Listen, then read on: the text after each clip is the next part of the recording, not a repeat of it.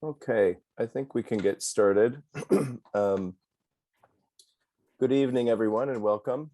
My name is Bruce Campbell, and I'm the director of the Latino Latin American Studies program at the College of St. Benedict at St. John's University. I'd like to start this evening with an acknowledgement that both the College of St. Benedict and St. John's University occupy the original homelands of the Dakota and Anishinaabe peoples. We honor, respect, and acknowledge the indigenous peoples forcibly removed from this territory, whose connection remains today. St. Benedict's Monastery and St. John's Abbey previously operated boarding schools for Native children. Now, students, faculty, and staff are working to repair relationships with our Native nation neighbors. This evening's event continues our fall series on the theme of race and climate change. We hope CSB SJU students on this call will join us for a student-organized event, Coming Together for the People and Planet Gala, Approaches to Environmental and Social Justice, on December 2nd from 6 to 8 p.m. in Brother Willie's Pub. I put that information in the chat for people to see as well. The event will include a community art project through which students visualize together a politics of inclusion for the CSB SJU campuses. Students enrolled in LLAS 270 will be using this event and other imaginative feedback from the community to design and paint a mural for the Multicultural Center.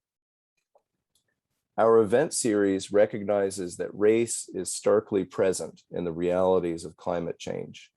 In 2020, for example, the international human rights organization Global Witness recorded 227 murders of land and environment defenders around the world, with more than half of these attacks occurring in the Americas.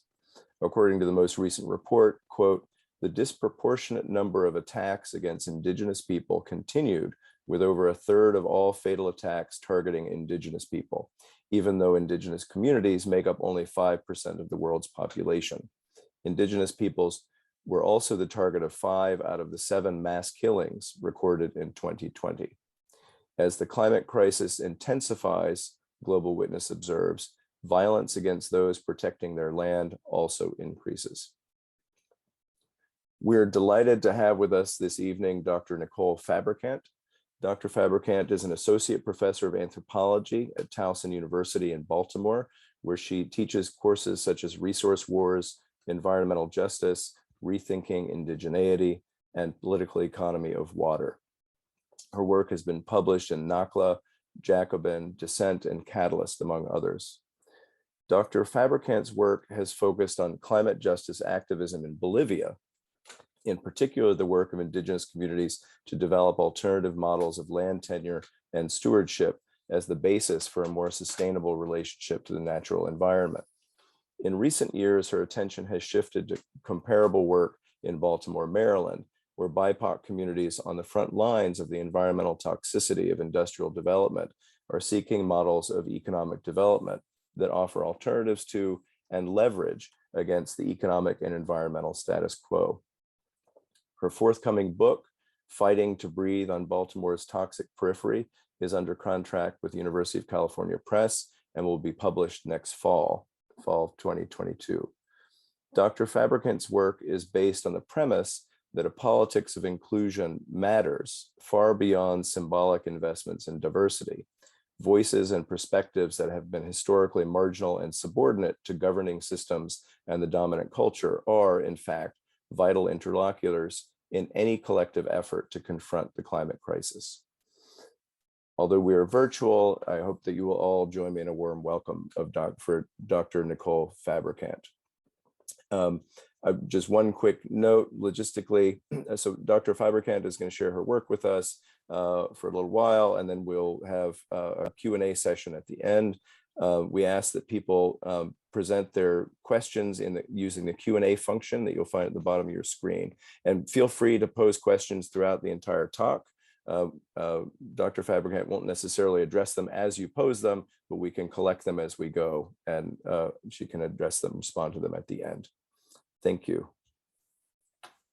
Well, thank you so much, Bruce, for that really warm welcome. I'm excited to be here and engage with students, faculty, and folks who are involved in some of the climate justice, environmental justice work.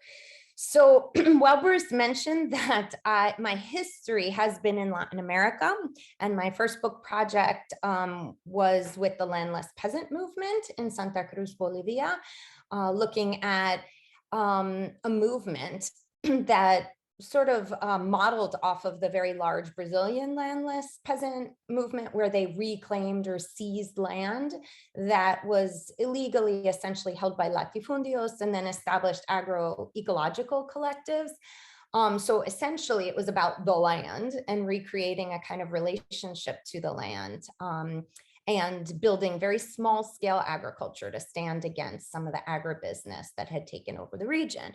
But in the past years, my work has really transitioned to Baltimore, because I tend to throw myself into activism and often describe myself more as an activist these days than as a scholar, but an intellectual of movements and praxis.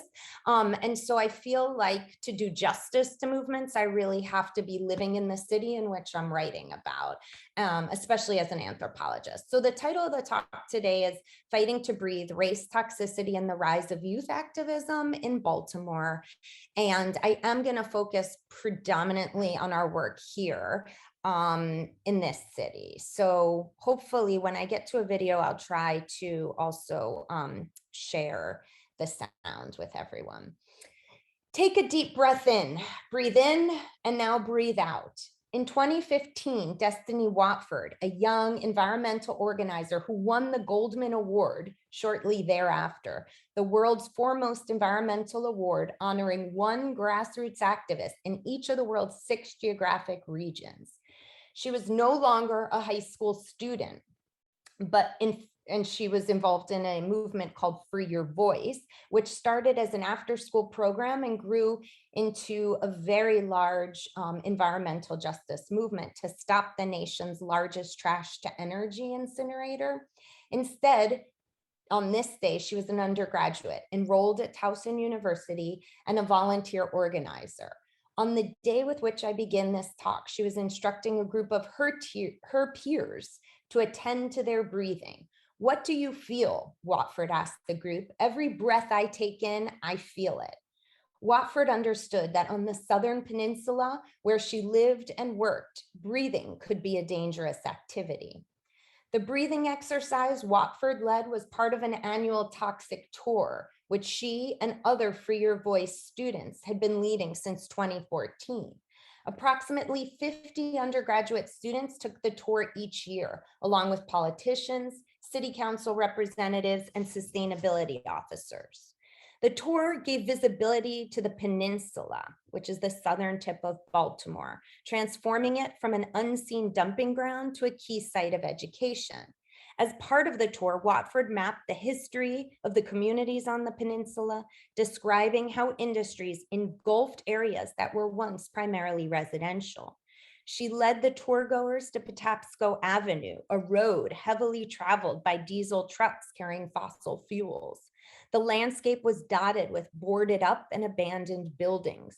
Trash accumulated in alleys and outside several corner stores.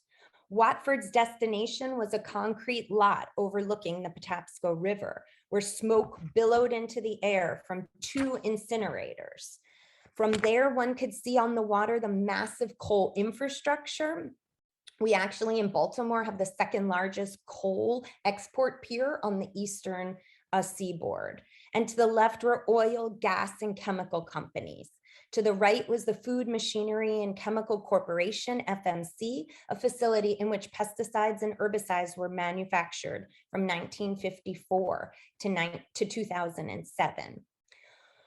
Watford, these are some of the coal infrastructure, as you see.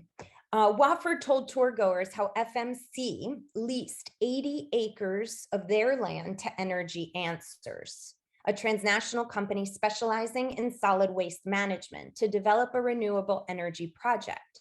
Their waste to energy project involved burning household waste to generate electricity. The project was scheduled to be completed by the summer of 2014. And upon completion, it would have been the largest trash to energy system in the entire nation, bringing trash from literally every single state. emitting up to 240 pounds of mercury and 1,000 pounds of lead per year into the air. On the day Watford led her toxic tour, the former FMC industrial plant, which is now a brownfield site, was surrounded by barbed wire meant to keep people out. Unruly weeds and concrete rubble filled the terrain. Unseen, but also present that day, were benzene, chlorobenzene, and other toxic chemicals. The ground and the surface waters had all been contaminated. Watford explained that from 2013 to 2016, Free Your Voice students from Benjamin Franklin High School waged a campaign to stop the incinerator from being built, and they won. So I always describe this as a sort of David versus Goliath story, but this is just one victory amidst many daily struggles and losses. So what I hope to do today for you is lay out this broader book project called Fighting to Breathe, the methodology and theoretical foundation. It's part of a public anthropology series, so I've been thinking a lot about how to make stories very accessible to much broader publics beyond academics. And I want to hone in on the part of the book, just one part, which is on the development of land trusts as a solution to failed development. So community land trusts are non-for-profit, community-based organizations designed to ensure community stewardship of land over a very long period of time. Often the leases are for 99 years. To do so, the trust acquires not only land, but maintains ownership of it permanently. So it's actually a defense mechanism, oftentimes against kind of predatory forms of development and infringing gentrification, right? So the remainder of the trust beyond kind of the lease, right, which is not a traditional sale, when the homeowner decides to sell, the family earns only a portion of the increased property value. The remainder is always kept by the land trust. So this is more about like shared governance as well, right? And holding on to property for low-income people. So calling upon the city for money to support land trusts in Baltimore can be thought of as a part of a framework for reparations for environmental harm and impending kind of climactic crisis. So who I am and what I bring to this work. I started by saying that I was very steeped in movement politics in Latin America, particularly the landless peasant movement. And often my own commitments to organizing kind of have always influenced and shaped the theory. So in terms of the indigenous movements I've worked with, I have borrowed from some of the anti-colonial and liberation theories. And it's been very cool to see kind of decolonial thinking alongside a Black radical tradition in Baltimore. So to bridge these kinds of very disparate worlds of organizing for liberation, freedom, autonomy. So my methodology has not been from anthropology. I don't find that our methodology sort of gave me enough to work with. I've been rooted in critical participatory action framework, which really cuts across a lot of the social sciences. There are psychologists doing critical participatory action. There are criminal justice folks.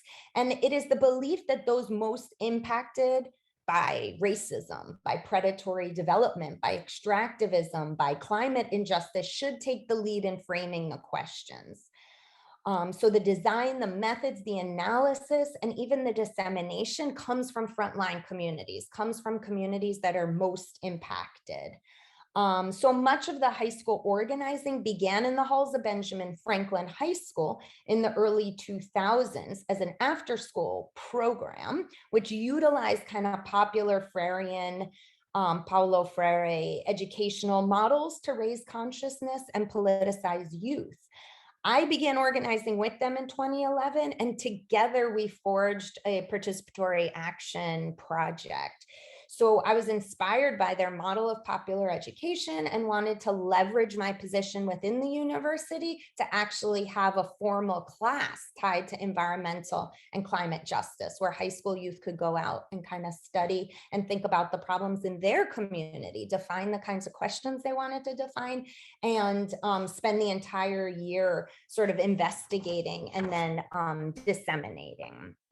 So this is a photo just from our participatory action, one of the collective research hubs in 2018 to 2019. And as you can see, we do a lot of just like jot what you think a healthy community is. What is an unhealthy community? Envision and imagine what sustainable communities could look like. So a lot of this work has fed directly into the grassroots organizing work in Curtis Bay, but also across the city of Baltimore for housing justice. So the book Fighting to Breathe is by someone who has been inside of this movement. And I said at the beginning that I kind of bridge the world of activism and academics as I teach in the university. So together we've innovated ways to create collaborations and how to amplify, right, the work of grassroots organizers to better understand how community residents can claim control of land and development despite the chokehold of the market and the state. So this book and the work I've been doing is a 10-year commitment to kind of racial, economic, and social justice organizing. The broader book project is about breathing. Who has the right to breathe and not to breathe? Who does that easily and who decides and how? And in Baltimore, this is both a racial justice and an environmental justice fight.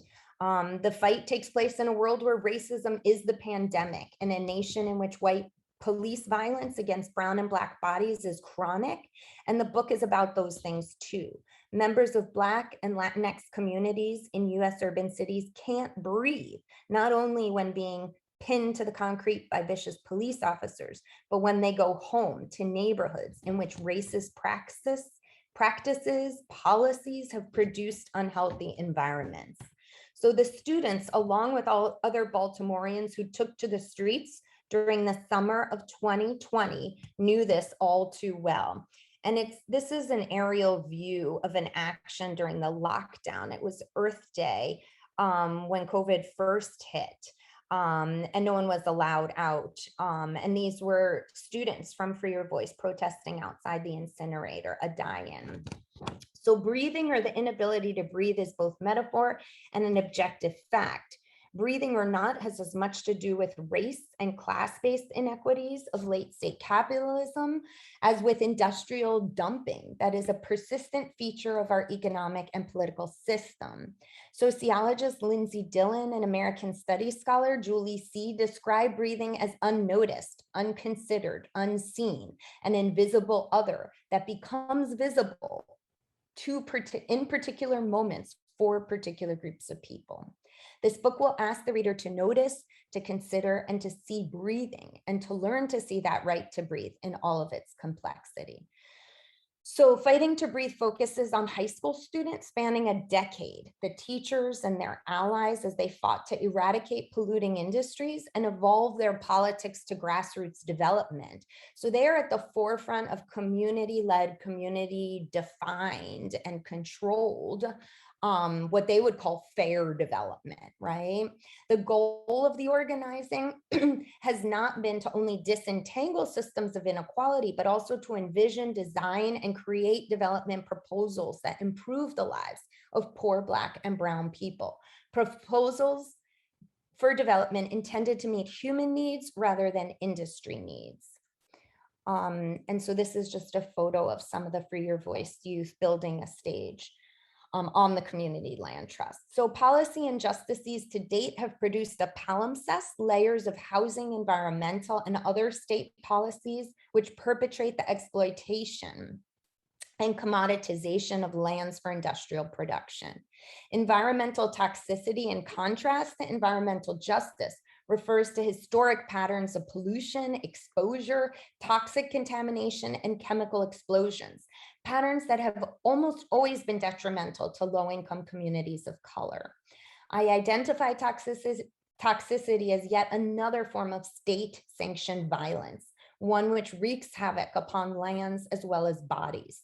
This violence is not accidental, but rather deeply embedded in historically established systems and structures of market-mandated exploitation of natural resources and the deregulation of environmental protections by local, state, and federal officials. Interlocking systems, criminal justice, housing, education, city planning, and zoning are all part of this story. The toxic entanglements are part of a tale of community organizing and activism on the Southern Peninsula. Because of the multiple ways that toxicity is embodied, including legally condoned toxicity, activists who aspired to generate a political pressure in recent decades have had to become ever more creative and agile in their tactics.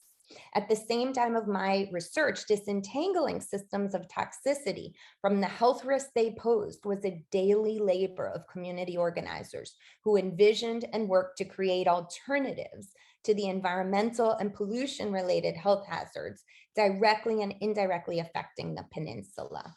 So before delving into the land trust work, which I really did want to focus on land for today, because I think there are interesting parallels between the work that indigenous movements are doing in places like Bolivia and the work that young Black and Brown students are doing in South Baltimore. So I wanted to contextualize South Baltimore a little bit for folks who are not familiar with the region and place it inside a racialized cartography of the city. So what you see here are the original red line neighborhood maps from 1937. And today, those redlined areas are what represents West and East Baltimore. So probably folks on this call, maybe you're only knowledge of Baltimore is maybe through The Wire or popular culture representations of Baltimore, but many are referring to this area today, East and West, as the Black butterfly. And so if we look at kind of hyper-segregated Baltimore today, and I made these maps to kind of fit with some of what I was discussing, you can see that the very same redlined areas, right, are the areas that define West and East Baltimore, or what folks are talking about as the Black butterfly. Dr. Lawrence Brown is the one who coined this term. He's a public health scholar and independent researcher, and it really does describe the kind of racialized geography of disinvestment in a city like Baltimore. So East and West have been historically gutted of resources. Wow, what he calls the white L, which is on this map as well. And it has been the center of the kind of white gentrification and accumulation of capital. So many talk about the white L as structured advantage versus the Black butterfly being structured disadvantage. That really does date back to redlining, right, of certain communities. He calls this Baltimore apartheid, referencing South African apartheid, as a combination of containment, segregation, and slum clearance or forced displacement of Black residents. And multiple systems help enforce and reinforce Baltimore apartheid, including the criminal justice system, where more than 524 million in 2017 and 555 million in 2021 went to policing.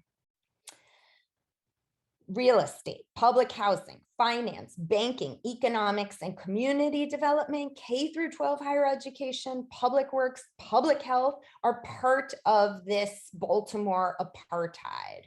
Not to mention what you see in the map, the discriminatory tax policy, whereby large TIFs or tax increment financing has gone to anchor institutions for large-scale development projects, or to Port Covington, which is the retailer Under Armour. Kevin Plank, who was the CEO of Under Armour, actually received the largest TIF in US history. It was 660 million, nearly 6 times that slated to be spent on parks and recreation in 2018, which was only 46.27 million for the development of a retail empire. Port Covington would be an area only a few miles away from Curtis Bay, where the youth movement is. And Under Armour giant planned to use these dollars, these TIF dollars, to develop waterfront redevelopment projects and expand the reach of their retail empire. So the project is ripe with plans for luxury condominiums, new apartment buildings, and office spaces. Some of these new buildings will open as early as 2022. All of this will affect the value of property and land in places like Curtis Bay. So how and where does Curtis Bay, which is the area I talk about, the peninsula, or where Destiny was, the Fairfield industrial area, doing her toxic tour, how does it fit into the larger racialized geography of Baltimore? Many would refer to this area as the tail or the tip of that black butterfly that I showed you, or it could be thought of as the white L, or the white kind of accumulation regimes and gentrification pressing down upon these communities. Often it's an area where people do not go for travel, for work, or for play, a kind of no-go zone where industry has always defined land use patterns. So from guano import and export in the 19th century, which is a fascinating tentacle also to Latin America, to canning industry in the early 20th century, to shipbuilding in the World War II era. This area has experienced much economic boom, but also grave busts. As the neighborhood flourished during those World War I and II days, but then really experienced decline in the last 15 years as a result of deindustrialization, loss of jobs, and we've seen a real expansion in terms of the drug economy. And so what you have here are all the polluting industries, GPS located on a map, so you could see how industry has defined and used land in this particular region. It's also a critical region because it has easy access to the waterways. So today, many describe this community as a wasteland, literally filled with the city's waste industries, from landfills to medical and to toxic trash to energy or waste incinerators. So the toxic emissions on South Baltimore Peninsula are among the highest in the entire nation. From 2005 to 2009, the Curtis Bay zip code 21226 ranked among the top 10 zip codes in the entire country for the quantity of air toxins released, and first in the country for toxic air pollution from stationary sources. With 20.6 to 21.6 million pounds of air pollutants released each year. Curtis Bay fell in 2016, and mainly it was due to legislation that enforced pollution controls on coal-fired power plants. So we also have 2 massive coal-fired power plants within a mile or 2 of this community. But the neighborhood, even with that legislation, still has the highest rates of respiratory illness. Curtis Bay is commonly referred to as Baybrook, and it's the highest risk area in the nation for respiratory problems. So breathing in this area is the context for land trust work and for housing justice work. So I'm going to thrust everyone into a scene in July of 2019. It's well over 105 degrees, and the summer heat beats upon our backs as if another layer of discomfort will contain our forward movement. Community residents hold vibrant hand-painted signs which read, "Housing for all, fair housing, affordable housing is a human right." As mentioned previously, some part of this brewing resistance is about the apartheid of the city, the long history of residential and racial segregation. But I would also argue it's where Baltimore apartheid meets toxicity, environmental toxicity, and the intersections of a toxic environment live and breathe alongside predatory housing practices. Destiny Watford took center stage at the protest and said, "I've been so focused on environmental justice that the housing stuff was a whole new area for me. It's one thing to stop a trash to energy incinerator from being built, the nation's largest, but it's a whole nother thing to create something that has never existed before.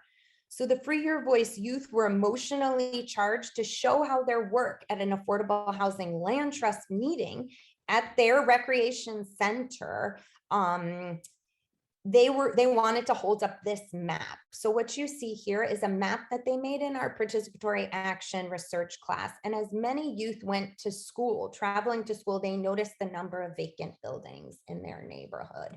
And we're wondering, their big question was, who owns these vacants, right, in our community? And why are there so many vacants? So that was their big question. And then they went to databases to actually see what information they could acquire as to who was owning some of the properties. So what you see is that many of the vacants which are clustered in this area reach out all across distinct states, right? So people are holding on and they're sitting, hoping that the real estate market will work in their favor.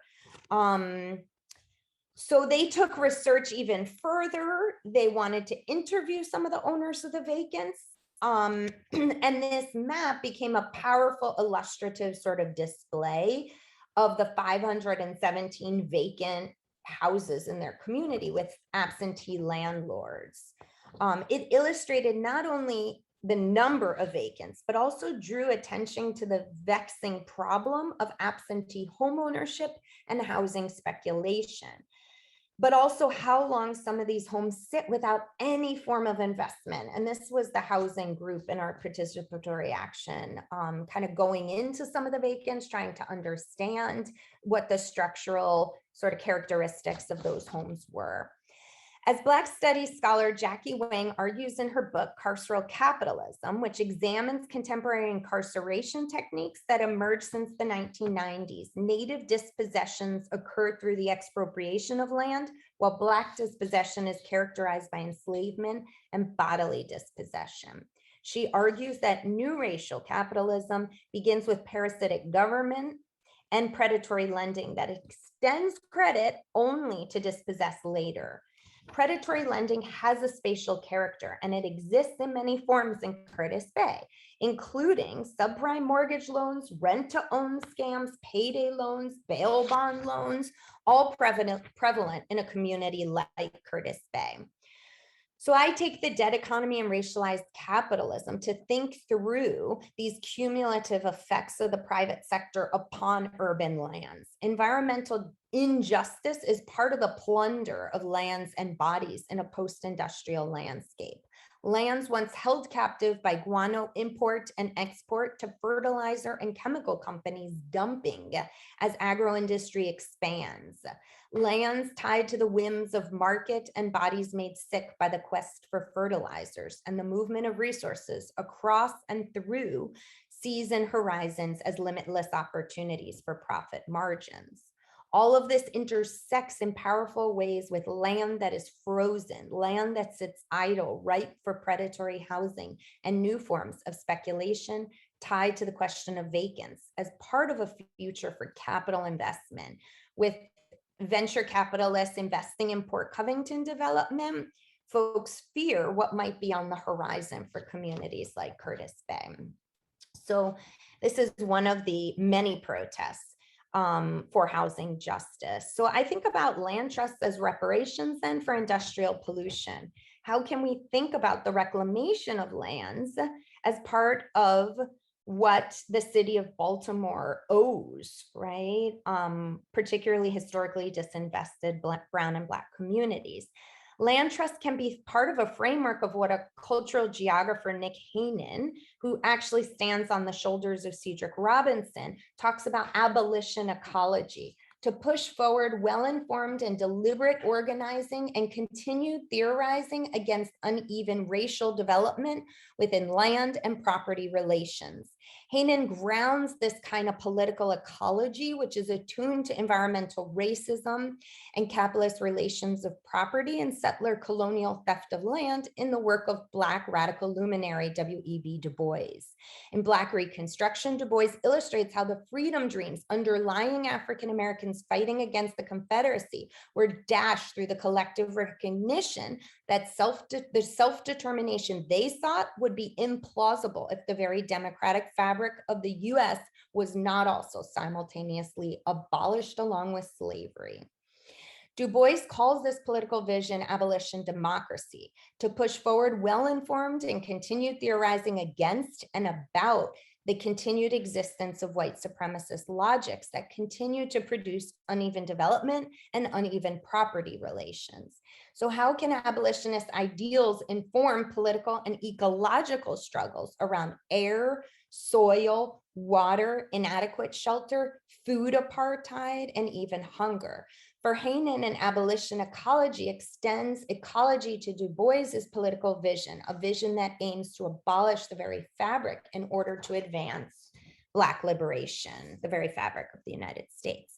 Abolitionist ecology can offer more emancipatory insights into uneven development of urban nature via the contradictions of capitalism. And here I put to work abolitionist ecology as it informs some of our grassroots organizing and development or design of community land trusts and green cooperative economics. So ideas for a new form of grassroots development emanated out of our classrooms at Benjamin Franklin as youth were working alongside designers that are part of a non-for-profit called the Neighborhood Design Collective. These are architects that are envisioning and sketching ideas for abandoned areas while the community is sort of envisioning. And in this case, the community is the youth in our classroom are envisioning some of the alternatives that they want. So green spaces, urban farms, even recreational areas. So this in-class design, sketching some of the design for the land trust, fed directly into a broader citywide campaign, which was called 2020. And this called upon Baltimore City to put forward $20 million in municipal bonds for projects to advance community land trusts and permanently affordable housing, and another $20 million in bonds to for vacant housing demolition, deconstruction, community greening, and community agriculture. Part one of the campaign was getting this on our ballot. It was a ballot initiative with lots of signatures on petitions that established the fund, the Affordable Housing Trust Fund, and activists acquired 10,000 signatures to get this on the ballot as a charter amendment. It passed. It was a historic agreement in 2018. Where the mayor kind of signed on. Part two is capitalizing the funds with a dedicated revenue source, as well as working with the city to construct a 12-person affordable housing commission. So in this way, we could think about some of our political work, our vision for community land trusts as part of a model for fair and equitable development. This is abolition ecology amidst toxicity. In a multiracial community, land trust visions are not only about the racialized dimensions of the private housing industry as much as it is about class, because there's actually an incredibly large Eastern European and Appalachian community that initially migrated, wound up in Baltimore to work during the World War II era on the shipyards. So this is about class as well, where poor people can be easily moved, expendable, and disposable by the broader forces of real estate speculation and development. However, just as reparations are thought of as justice for the history of slavery, the money for affordable housing represents reparations for the ways that private developers work in lockstep with city officials. And in the last 20 to 30 years have really gutted urban, Black, and Brown America of its ability to accumulate wealth and prosper.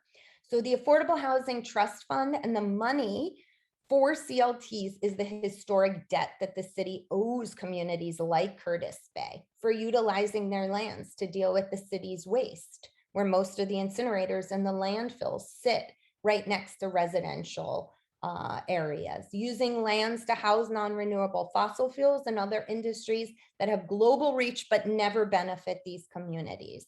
Rather, quite the opposite. It's filled the community with all sorts of toxins, chemicals, almost made it uninhabitable. There have been a series since I've been working there of lockdowns by the CDC because lethal materials are released into the air and people are unable to open windows or even go outside when some of this occurs. So as one youth organizer described it, I think land trusts are important for us here in Curtis Bay.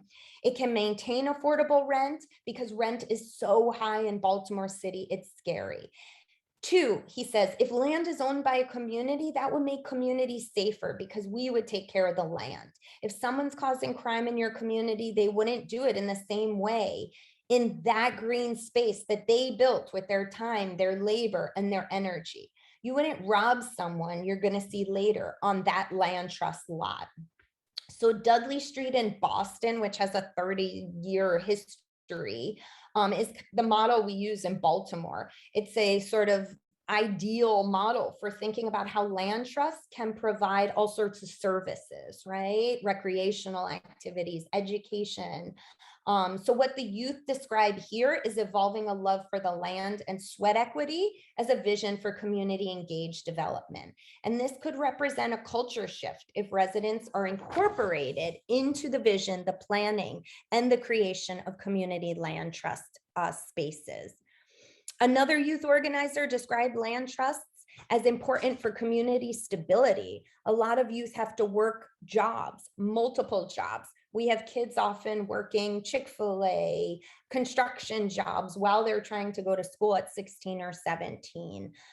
This particular youth talks about how land trust model could possibly provide the stability, right, that families would need to stay in one community. With a lot of examples of land trusts out there, there might be less crime. Everyone knows one another. No one is better than anyone else. So Curtis Bay might represent some kind of hope in this moment where questions of affordable housing, sustainable futures are steeped in collective ownership, not individual property rights that use speculation and other forms of predatory practices as a means to raise profit margins. Land here becomes a proxy for racial justice, for rebuilding community, even for agroecology, and for providing food, healthy food to communities that are food apartheid areas of Baltimore. So right now we have youth leading grassroots development of a 10 unit, and I can go back to these slides on like, this is some part of our popular and public education about the value of land trusts, like what the current housing system is built upon, and how this is a very alternative model for thinking about questions of ownership and collective governance.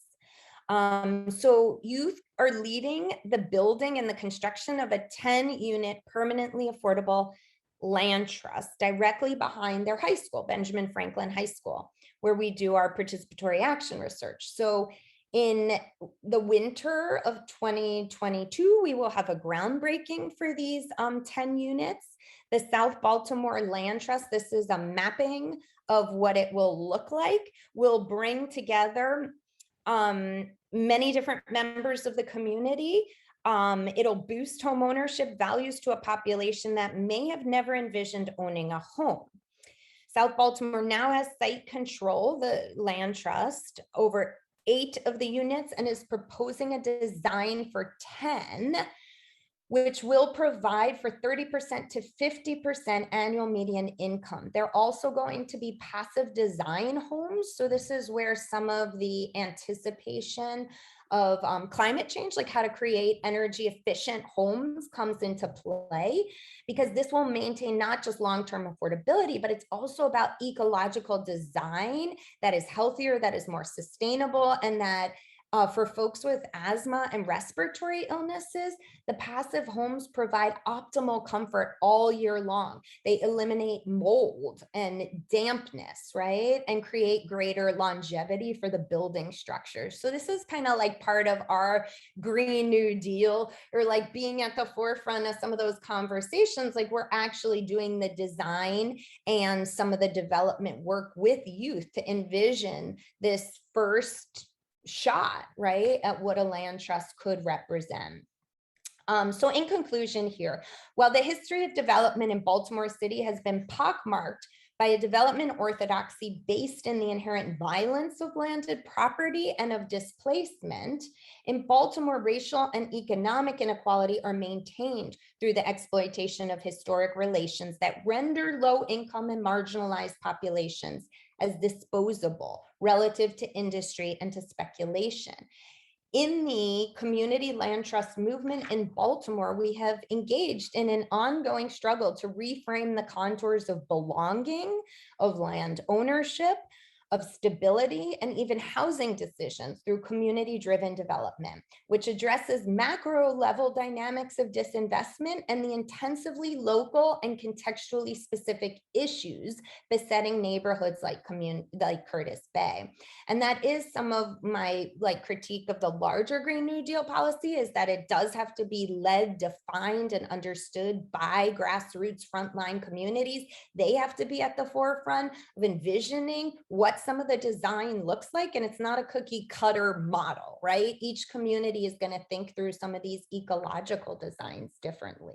The CLT model offers a method by which landed property can be reclaimed, urban space resignified and rearticulated in both communities according to the desires of residents, an urgent and pressing requirement if future generations are to be safeguarded from the whims of speculative and toxic forms of development. None of this is without contradictions. I'll say that at the end here. Building community wealth amidst toxicity. This land trust will be within miles of our massive open air coal pier, and we know what coal dust does to lungs, right? And how it impacts residents' ability to breathe. We have ongoing conversations about collectivity versus individualism. Much of the organizing, however, despite these frictions on a daily basis, has informed city level policy towards affordable housing, but also trickled up beyond Baltimore. These are the conversations, right, at a federal level to inform some of the Green New Deal legislation, green social housing, and perhaps Baltimore will be one of the first models for how to do this at scale, right, at the level of a community. So I wanted to end with a very short video that our youth made, and I'm not sure if I'm gonna try to share with the sound so everyone could hear it, because I wanted to end with their voices. They make their own short documentaries and videos. This is a very short piece, and then I can open it up for conversation, okay? So let me just try to go back and play it.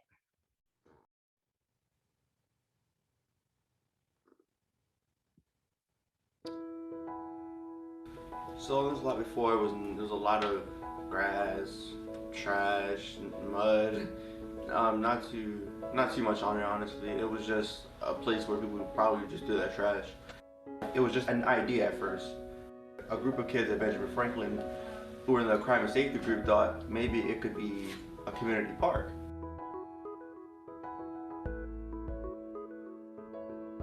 It's a really big deal to see that I went to school over there thinking about stuff like this, and then now it's a reality that we own a property right across from the school that's on community-owned land. And once we got our ownership of it, put it in our land trust, you know, it's ours now, right? Yeah. So we're like, you know, what do people want to see?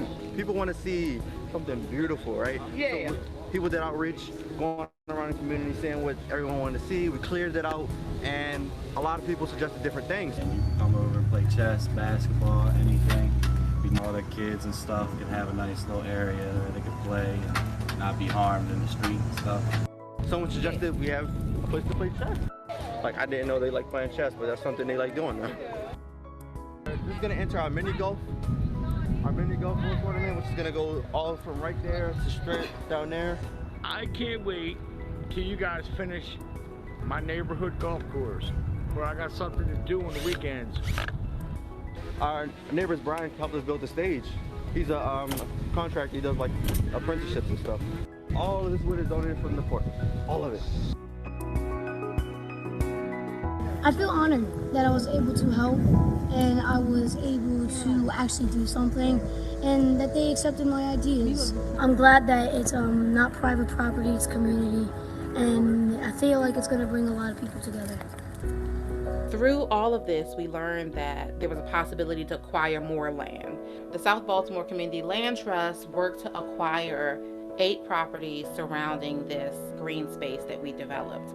We're working hard to prove that residents of Baltimore do know what's best for their community, and we are using this as a model to create safe, permanently affordable housing. From our very first crowdfunding campaign, we used those funds to purchase this home. So this is our second home in the SBCLT that we have under control. Yeah, it's not great right now, but with all the teamwork and all the people that we met that were supporters of this, will help us fix it up and make it great for the family that moves in. So 70% of the residents in the community are renters. So the possibility of home ownership isn't even in their mind because of the price right now that they're paying for rent. A lot of these places are dumping grounds, and a lot of these places are owned by people who don't live here, and they don't care what people have to say about these communities because they don't live here. They just own it and they're just letting it sit. And that's not fair. And that's why this effort that we're making across the city is a very important effort. And I think that's why a lot of the community members are standing behind us on this, because this is what they've been asking for a long time. Seeing that the community we can take our land back and we can own it and make it look better than what it was looking like at first, it's just something great to see. I got involved because I saw an opportunity to make a change that will actually benefit not just people individually, but all of us as a whole. We need to be knowing that we are all struggling with the same problem across the board. We ought to be working on that problem to make a real change and to see it in a real way. South Baltimore is not the only place that's affected deeply by this issue of home ownership and making decisions over land that they own. And like, again, this is just a start. This is not where we're going to finish. This is it's a great start that we already own these properties and that we're trying to rehab them and turn them into something great for our community. But again, this is not the end. So we want to make as many properties for as many people that want to stay here in this community that's been here and that deserve the right to be here. And that's what the whole community land trust is about, is the community, the residents that are there, the residents that want to live, that want to be a part of the positive change that's going on and taking place.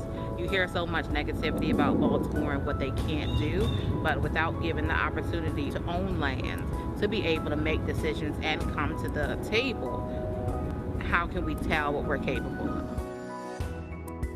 Okay, so I'll end it there and open things up for conversation and questions.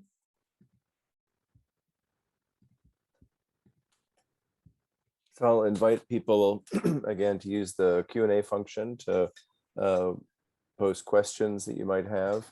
And while we're waiting for people to do that, I wonder if I could ask you to just talk a little bit about participatory action research and kind of the nuts and bolts of it. So what does that look like in practice as a method? Because I know we have a lot of students on the call who are involved in, I think, kind of doing something along those lines and may not have fully theorized it, or I have no idea what they're actually reading. And so Sure. So I was inspired by CUNY, City University of New York, has a public science center. So folks are interested in participatory action tools or toolkits. They basically have an incredible, I could put it in the chat, website.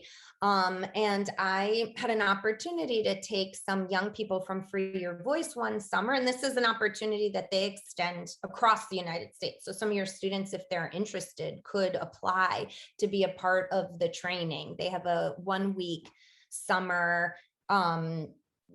training camp, essentially boot camp, right, to do participatory action. So if there's a project in mind or students are aligned with community organizations or grassroots efforts, you basically apply and then learn the methodology.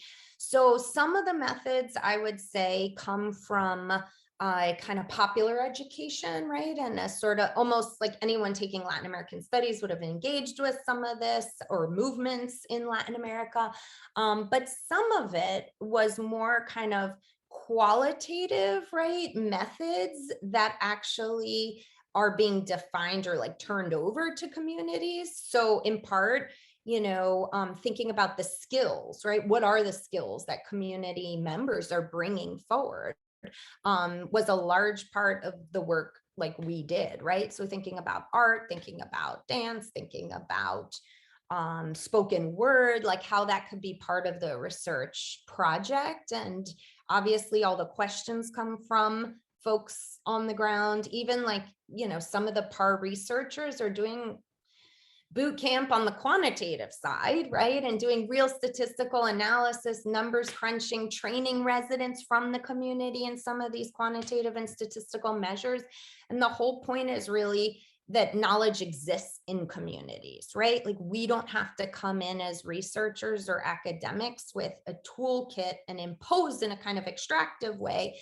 We want to study you, right? It's very much kind of flipping that dynamic and thinking alongside folks. I mean, the dissemination part, I was blown away in New York because they did a project on police violence in the South Bronx with mothers that were living in some of the projects where their kids were being over policed. They got all these numbers and data based upon surveys the mothers did. And then they used an illuminator, which is like these mega sort of amplifications, and they put the numbers on buildings. So as people were walking around, they saw the statistics, right? In these bright lights, about 90% of kids of color are being stopped and frisked at this corner, and so it makes the data perform in ways that then spark conversations, even more conversations in communities. And I don't think traditional researchers think in the same way about how to amplify data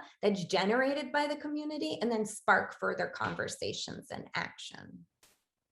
Yeah, I'm struck that the kind of logic of participatory action research versus the more conventional scholarly approach, which is sort of individualized, centered, right, top down to a degree, right, sort of parallels the difference between policy making that is top down, right, versus policymaking that is bottom up and democratic, right, and absolutely.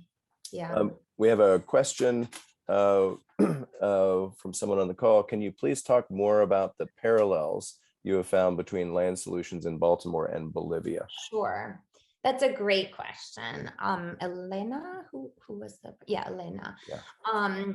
So I have thought so much about my work in Bolivia because in part it was also about speculative land practices, right? Like many of the agribusiness elites of Bolivia are aligned with Brazilian agribusiness interests, like the soy trade extends all over the southern cone. And so they were sitting on and speculating on lands in kind of a very similar and parallel way to predatory development, right? In urban areas, kind of hoping that, oh, this land in the future will become productive for soy expansion, but they're not producing on it. So the landless peasant movement was really about holding those elites like feet to the fire by squatting on their land, by saying this is illegal, right? It's under the Constitution. You don't have a right to sit on land, to hold land.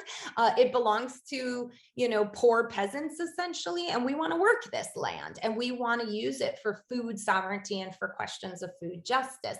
And so they physically use their bodies as an arm of the movement, right? So in part, like the landless peasants were saying, we'll just squat on the land until you bring out your paramilitary forces and evict us, right?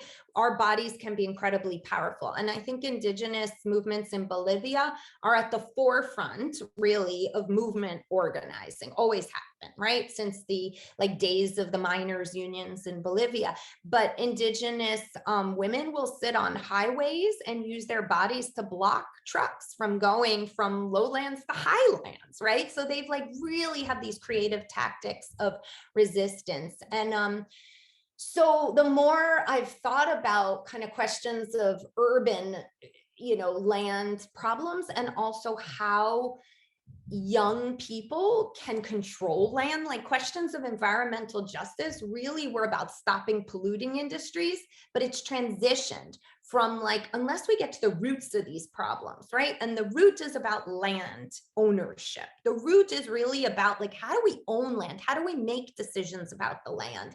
How do we practice cooperative economics, right? Or solidarity economics on the land. And that's exactly what the landless movement was doing. This is just a very different scenario, right, of urban development. But I must say that in South Baltimore, there is a very vibrant Black liberation movement called Black Yield Institute. And for the last year and a half during COVID, I've been farming with them. And so they are totally, they asked me to share about landless peasant politics in Bolivia and in Brazil, because they're really interested in this interdigitation of like Black land reclamation and autonomy being tied to producing your own food. Like if communities can produce their own food, then they are beginning to chip away at some of the structural inequities I talked about, right? Where there are no wholesale supermarkets. They are living in areas that have been gutted of education and recreate. Like if we start with food, that is the essence of rebuilding healthy communities. And so there is this back and forth, which has been fascinating. Like I did their political education course and learned a lot with Black organizers who are reclaiming urban lands for farming and provided healthy, good foods to the community during COVID and during the crisis. So to me, that was so similar to the ways in which landless peasants in Bolivia and in Brazil were really thinking about food sovereignty, food justice, right? As a way to stand up and against the big agribusiness model and to respatialize trade and what that might look like at a much smaller scale through markets, through production. And some of the settlements I visited were doing similar things that we're doing with social housing, like how to create your own energy independence, how to figure out like beyond just food, what are the ways we can begin to divest from like fossil fuel industries, right? And our dependency upon that. I hope that answered the question. I think it did. I'm not Elena, but I Right. think that addressed what she was after there. Another question: how is air quality improvement being dealt with in the new CLT communities, the community land trust communities? Yeah, so that's a really, I mean, like I said, these contradictions are going to live and breathe alongside us for a long time. The CLT cannot miraculously improve air unless we end incineration in Baltimore. So it's like a two-tiered project. We have been fighting for a long time against incineration alongside the housing justice work, right? And so part of our movement work recently has been to create a large-scale composting facility and pressure the city to have that be owned by the land trust in Curtis Bay, like community owned and community controlled composting, or these green jobs could provide lots to the community, but also divert our food waste, which is the majority of what's being incinerated and contributing to toxic air. And so if we do that, we're starving the beast essentially of incineration, right? And making it less advantageous and profitable by getting all the food out of our waste stream. So every university in Baltimore is trying to support this. We're getting our universities essentially to pledge that they won't send their food waste to the incinerator. So that's some of the ways in which we're improving air quality, but I don't see that open air coal pier disappearing, and it's cumulative. So it's not just incineration, it's also the fossil fuel industry and it's diesel truck emissions, right? PM 2.5 emissions that are contributing to lung and respiratory problems. And so, you know, I think it's step by step. Like the CLT is a great way to reclaim land and to envision democratic like ownership of land, but I don't think it's going to necessarily eliminate poor air unless we begin to really chip away at every industry that utilizes some of the land in this community.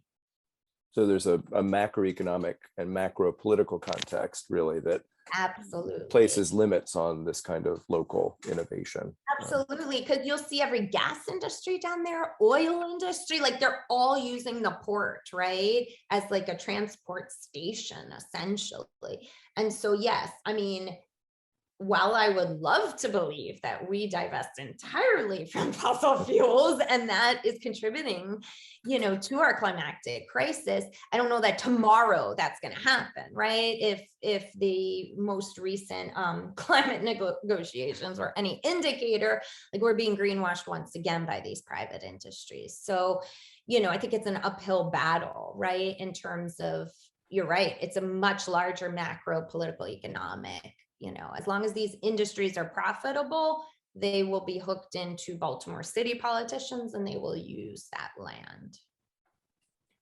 One of the fascinating things that you talked about is the sort of racial cartography, right? The spatial arrangements that are part of the reality of this environmental toxicity, that are also their political arrangements, their racial arrangements, their economic arrangements, all of that stuff. Yeah.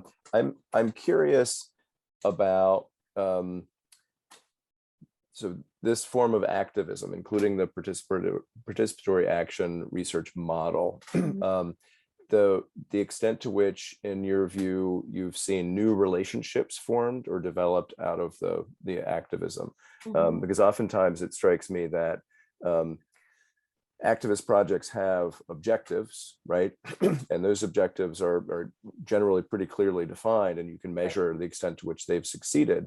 But oftentimes, even when those objectives are frustrated, blocked, et cetera, there are gains that happen through the activism itself, right? The creation of new relationships, new forms of community that become the basis for different forms of power. And I'm sort of wondering about relationships, the kind of cross-class, cross-race, cross-gender, cross-generation, because in that video, I saw a bunch of that, right? Yeah. There's generational stuff. What kind of relationships, what kind of relationship impact does this kind of work have? It does. Like, I have thought a lot about sweat equity and laboring together. It's something I've played around with intellectually, but also in terms of politics and movement building. And I've thought about these borders that are very stark in our city, right? Between Black spaces and white spaces, or borders between Latinx communities, right? And you can visibly see them, but they're also malleable. And so what the land trust work has done is, to a certain extent, it's broken down some of those barriers, right? And you see that in the video a little bit, right? Across race, across class, across even neighborhood. There's neighborhood divisions, right? In Baltimore. Are you from East? Are you from West? Are you from Lakeland? What part of the city are you from? And so by laboring, by demolition, really just like barreling things down, students are beginning to talk to one another, right? Beyond the superficial, or beyond even like what their neoliberal, classroom spaces and rote memorization. This is really like deep history talk, right? Or like talk about families that came from Central America, right, to Baltimore, and sharing out some of those stories of what life was like back in Central America. Others talking about low-wage jobs, right? So like finding those points of connection as they're laboring. And I see that on the farm work too, like the manual labor. There is something about getting your hands in the soil, getting your hands dirty. And I think oftentimes as academics, we're not trained to do that, right? Like, you're trained to talk ideas, not to do manual labor. But there's been something so fulfilling for me about the manual piece of all of this, that I've seen youth kind of come alive, where in the classroom, they're like automatons, right? Or in the school, they're very much mechanistic about rote memorization and repeating what the teacher, right? Or the Freirean idea of like, banking education, right?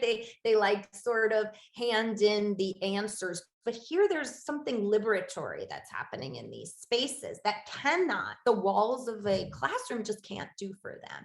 And it's intergenerational, because you saw in the video, there's young women that are of a different generation, like 30s or so, that went through the early incineration struggles of the high school and live in the community and are mentoring another generation. So like a train the trainer, and they're very much like almost mother-like figures to some of these youth that struggle at home or have all kinds of familial. So you see a lot of that too at work when we're building together. It's fascinating. Looks like we've got another question. How are community land trusts funded? That's a great question. So in part, they are funded because we pressured our city really hard and modeled off of Pittsburgh, which passed this legislation, right? Where a portion of the money would go towards affordable housing. And I talked about that charter amendment.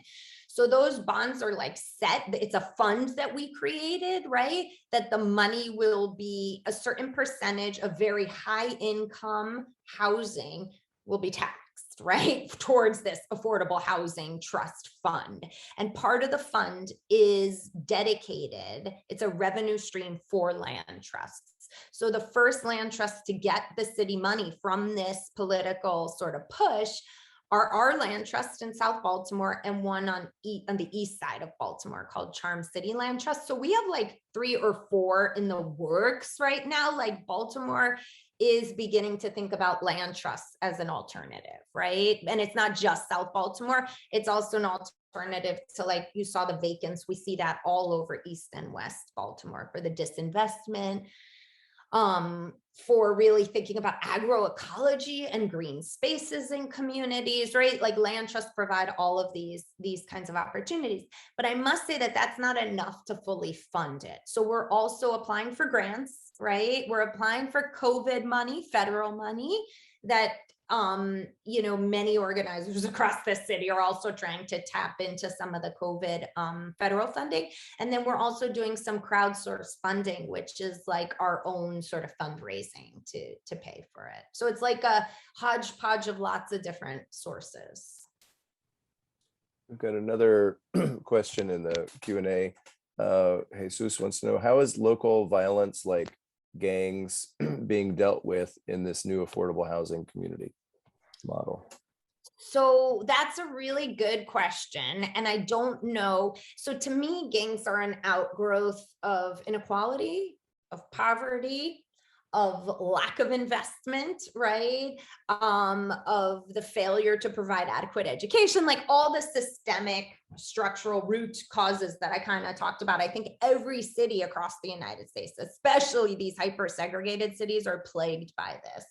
And so gangs evolve out of this. So the question is, how do we rebuild communities? How do you create healthy communities, sustainable communities, where if youth are front and center, a part of the decision making, a part of the development, not that it's going to eliminate gangs, but I see possibility there for jobs, for shared governance, for believing in something. Like you heard Carlos talk about, like, this is doing this work has given me purpose, right? In a sense that maybe the purpose when your community is completely gutted is finding a gang, right? Like a social network that you might not have, opportunities, brotherhood. So we're trying to replicate, right, what might be, but it's again like the air quality question. It's not going to change overnight, right? Gangs will continue to exist. Baltimore has some of the highest homicide rates in the entire country. There are other organizations that are doing really important work, like Safe Streets, right, that are addressing gang violence and systemic forms of violence. But I do see investment, you know, really thinking about how communities can, like in East and West and South, be at the forefront of these development, alternative development, fair development. And I do think we'll begin to see radically different environments for youth that would be drawn to gangs or to drugs, right? Like all of that is about a paycheck. It's about employment. It's about, you know, give me an answer and I'll do something other than. If you talk to any, like I teach all this ethnography of gangs, and if you talk to any of these young people, they don't want that for their kids, right? They don't want this life. So how do we systemically create alternatives is the question we're struggling with right now. So we've got time for maybe another question or two. I'm cognizant of the fact it's 10 to 8 and you're an hour later than us on the East Coast. So we have another question here. Have any of the industries surrounding Curtis Bay communities offered any buyout proposals to residents who may have been unintentionally affected by the incineration and toxic air emissions? Yes. So historically, many of our kids have read this sort of environmental history of the Fairfield area, which is the industrial area. And it used to be a Black housing project there and a pretty vibrant community. And it little by little became engulfed by industries, right? Not only incineration, but like I mentioned, fossil fuel industries, really toxic chemical industries, and they received a buyout. It was the last housing complex called Fairfield Housing. Folks continue to have reunions to this day in Curtis Bay, remembering, they talk about it as like the Cadillac of housing projects, that it was just this incredible space to live, a deep sense of community. But that was the buyout, right? It happened like 1994 was the last person that was trying to stay in that community was completely bought out, and people dispersed. They wound up all over the city, but they do come together once a year. So there's only been that.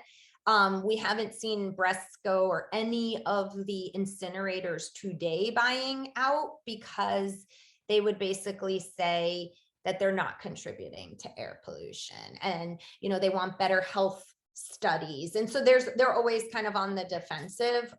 Essentially, there's no way, even in the areas that are most impacted by incineration, that they would buy out. We see other buyouts occurring, but not around incineration today. Excuse me, another question. This is someone asking as a member of the Denver community, which they describe as one of the most gentrified cities in the country. How do you see these strategies being accommodated to communities that have already been so dramatically dispersed and disrupted? That's a great question. And I am not sure. This is a great strategy for folks that really want to remain in the community. It's almost like I said, it's impending gentrification. Like it's seeing it on the horizon, but reclaiming a kind of working class identity and spirit. And what this person is describing is more an area that has already displaced, right, and dispersed folks. And so there would have to be a will or a spirit to return somehow, but it's almost too late once that happens, right? Like once the land has been taken over, just like once the industries in Bolivia begin to set it up for soy production, it's very hard to go back to small scale agriculture, right? Once you have it's essentially mechanized and developed the land. I mean, I think it's the same idea for urban spaces around gentrification. And that capital investment's already there. The businesses have been established. This is a strategy, really, I think, for communities.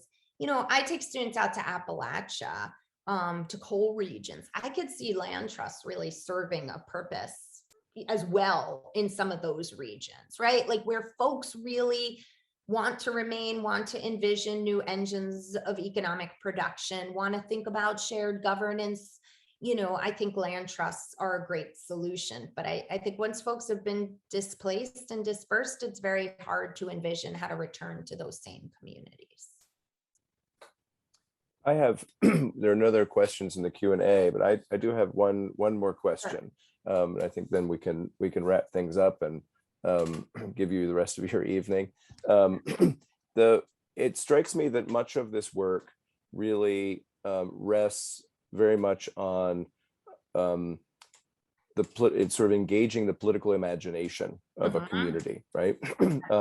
And the conventional, the cliche term, thinking outside the box, where the box is, individual ownership, private investment, industrial development is the source of jobs, all this sort of thing. And then we tend to think of policy as something that other people make, who are connected to those industries, who are connected to capital, who do the financing and so forth. And so it strikes me that one of the major problems of this kind of work or challenges is precisely how do you engage the political imagination on a community level? And so I'm wondering if you could speak a little bit to some of the strategies that have been successful in drawing a broader community into a conversation. I saw in some of the slides, for example, some use of mural work, creative use, Totally. One of them with the blackboard mural, with Yep. people being invited to imagine Yep, something right, different in that to space. imagine. I love what you say, because I always say that it's very hard for my undergraduates sometimes to have a political imagination beyond capitalism. Like all they know is this system, and it's easier to understand like, okay, we're eventually going to go extinct because we're just going to, we're not going to be able to remain, like we will as a species die, than to imagine an alternative to this economic system. And so I think political imagination is so much of the movement work. Like that's hard. It's hard for kids who have been beaten down also, right? I don't want to romanticize and say that this imagination is easy, right? I think when you're working 2 or 3 jobs and you're exhausted and most of your food content is high sugar, highly processed, your capacity to live in an alternative world or see beyond even Curtis Bay is limited, right? So I would say that the way we've tried to spark imagination, and I've seen it with Black Yield too, is art sparks imagination. So whether it's documentary film, or whether it's having students mural, whether it is bringing folks into the classroom that are going to spark some kind of interest, right? So we have folks across the city, but we also have folks doing this kind of work across the country, right? So like exposing students to those alternative and creative projects does get their minds really just experimenting with possibilities. We have taken trips to places like Philadelphia, to land trusts in other parts of Maryland, and that gets things going. We've gone inside the belly of the beast with the students. Like we've toured the landfills, we've toured the incinerators, we've forced them to see why this shouldn't be normalized, right? Why this, as you say, like the box of industrial development, how to push so hard that you're inside those spaces where they begin to question. We're seeing rubber tires burned. Like why, right? Why are we burning plastics? Oh my God, what's causing that? And then it sparks this kind of engine of more questions. So I think we've tried literally from the creative arts, performance, spoken word. We've had students experiment with like rap and hip hop, and like wherever their creative juices flow and go has been part of like the journey with them, right? And I feel like that is needed for movement work. You have to have a political imagination, right? You have to envision that we're fighting for something that will be better on the other side, that will be a more livable world. Because if not, you burn yourself out, right? If not, what's the point of doing this every single day? So I feel like that imagination is so important, and creativity, poetry, artwork, art exhibits. We've done like art shows pretty much where kids have mapped out their own displacements and done photographic, like we turn cameras and photography over to kids, right? And then done exhibits where like they are the ones that are putting up the photography and walking folks through their exhibits, and taking ownership, right, of these ideas. Thank you so much, both for that response, which I'm sure will resonate with a bunch of the students on the call who are involved in some of exactly this kind of the challenge of engaging a broader community in conversations that are meaningful and important to make our campuses a meaningful and important space to be that includes everyone. I want to thank you so much for sharing your work with us this evening, and your time, obviously. And I will look forward to being in touch in the future. Absolutely. Hopefully in a world where I could actually visit and meet students, because I would love to meet some of these fabulous young people that are out there doing really great work. So thank you to everyone for joining us this evening. Please keep in mind that December 2nd event in Brother Willie's Pub, 6 to 8 p.m. Come, there will be paint supplies and art materials there for you. And look for our the continuation of this series next semester. I'm involved with faculty currently organizing another set of events for the spring semester. Thank you to you all and have a pleasant evening. Thank you. Thank you.